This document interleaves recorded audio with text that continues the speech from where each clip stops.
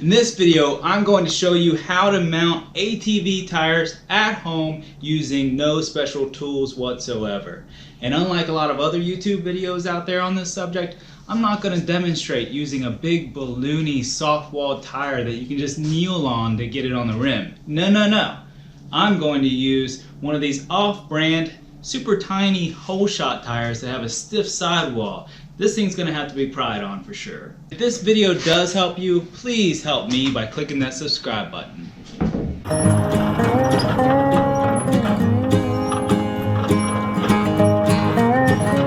Now the first thing you got to do is let the air out of your tire. If you don't happen to have one of these valve stem tools, you can just press the little valve and let the air out. But if you have one of these, go ahead and remove that Schrader valve, because that will allow you to put air back into the tire a whole lot faster after you've got it on the rim.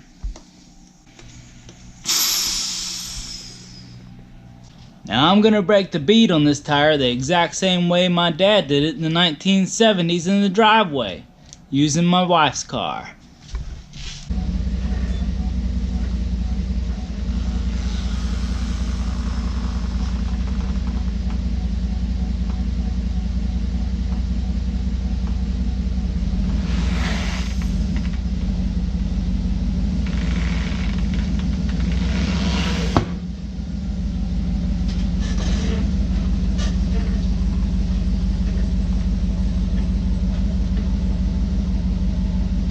Once that popped off on one side, I just kind of step on it, push it off the rest of the way, and then we flip it over.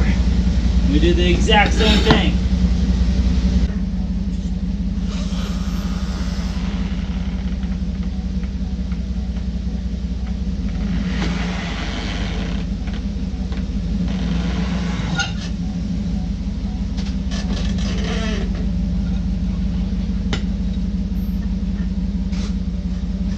Now if by chance you can't get the car to drive up on the tire like that one did, what you're going to want to do is find yourself like a 2x8 or maybe a 4x4.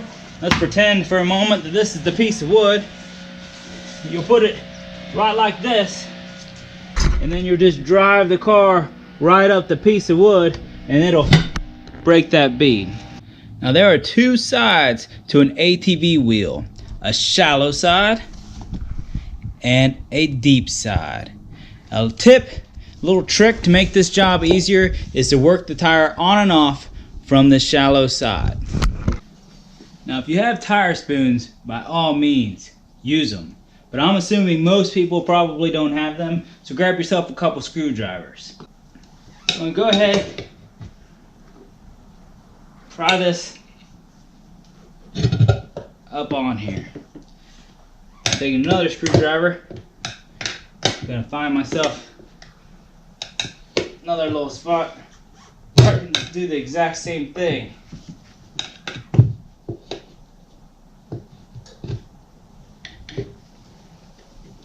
And from there, it's really just a matter of just slowly working this tire up over the rim. So a little bit here and there.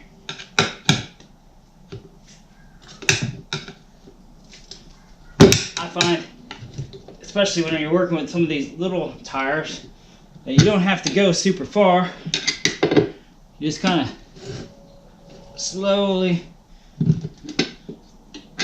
just go a little bit farther and a little bit farther until you have it off. Now you're going to want to have a hammer of some sort sitting here, and I recommend something soft face like this dead blow hammer. If not it, you could use a brass hammer, a rubber mallet, or if you had to, just use a regular hammer. That'll work too. What I'm doing is take probably the longest screwdriver you got available, and you're going to stick it in here at the top. You're going to really work on prying this rim down and get it as far as you can out of that tire. And then you're going to hit the tire right about here-ish. and it'll come right out. Now, if you choose, this is the time to clean up the rim, change your valve stem if you want. I'm not doing any of that today. I normally don't. I probably should, but this is just my kid's four-wheeler. I'm not too worried about it. So, got my new tires. Let's put them on. You have a couple options as far as lubricating your tire before it goes on your wheel. You can use just some Dawn dish soap. They make professional tire soap, but that's not necessary. I've seen people use WD-40. I'm just going to use some soapy water because I just happen to always have it in a spray bottle. But whatever's easiest for you to use, it'll do the job. Now we're going to get this tire on from that shallow side again. Now most people will put their rim down like that and then work the tire on to the rim that way. But I'm a little different. What I prefer to do is the opposite. Now this is the time too, if you have directional tires, you need to pay attention to which direction they're going on. In this case, these hole shots are not directional.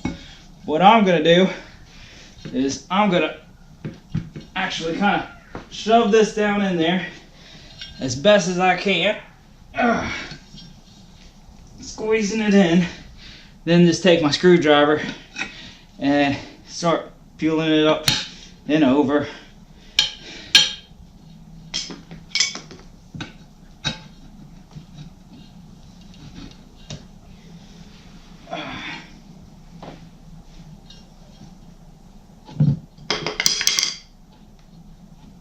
I can almost force it in once I get to a certain point.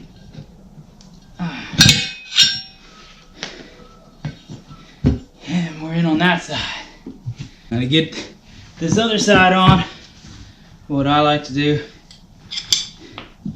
is kind of pick it up a little bit and kneel on it to see how far I can work it on with my hands. Then I'll just take a screwdriver, just kind of barely work it in a little bit over here. Maybe a little bit over here. One of the mistakes I see people use is they try to do it all at once. Like they're all the way over here and it's like, oh, it won't go. It's all about just little tiny movements. If you've ever used a tire machine, it just kind of, slowly works them on, like, peeling it around the edge. And so I try to pretend almost like I'm a tire machine.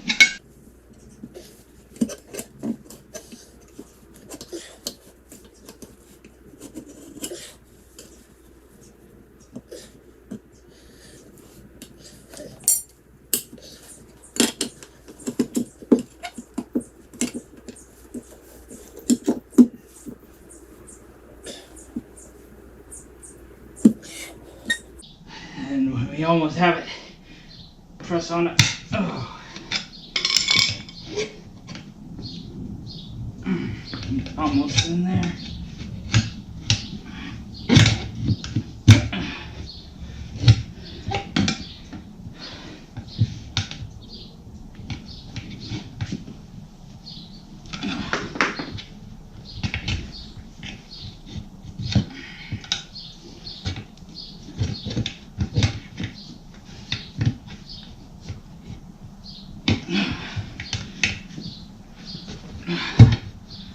There.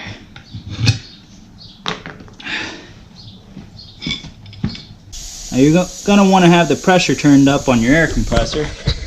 If you left the tire valve in, you'll probably just use a traditional tire fill tip, but I'm going to actually just use a blowgun tip because it puts air in the tires even faster, which can come in handy for setting the beads. I'm just going to put this on here.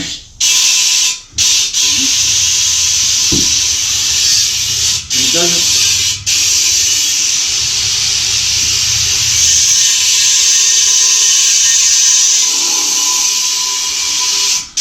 When you can't get it to fill up, sometimes you just have to work things around a little bit. Handy if you have a second person sometimes that can squeeze and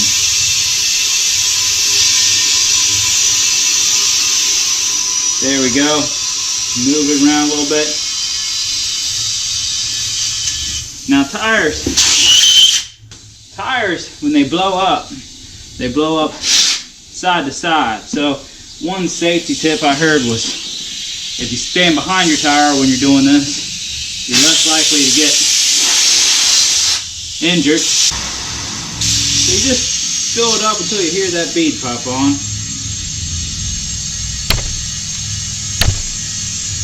Then grab your tire valve and stick it in and tighten it up. Go ahead and just set your tire pressure and this job's done. Now so many people will sit there and say, I go through all that trouble just to save $20. And you know, my response to those people is, you are wrong. You see, there ain't nowhere around me where I could go and have my tires mounted for only $20. And even if I could, they would require me to buy my tires from them. And you know how much these tires cost? $25 a piece. About the cheapest I could probably get tires around here is $50 a piece at a store. So right there, I'm saving a whole lot more than 20 bucks. Plus, people never consider the fact that to go in and have somebody else do this job, it takes me time too. I gotta drive there, I gotta wait for them to do it. And I almost guarantee I can mount all 4 of these tires in the same amount of time or less as what it would take me to go have a professional do it. And the last thing that people don't consider is the fact that this is fun. I mean, of all the jobs that I do in my garage, with this one, I'm not underneath a hot car, I'm not getting all oily and dirty. I mean, I've got my good clothes on and my hands are still clean after doing that. So anyway, if you found this video helpful, please help me by clicking that subscribe button. I appreciate you.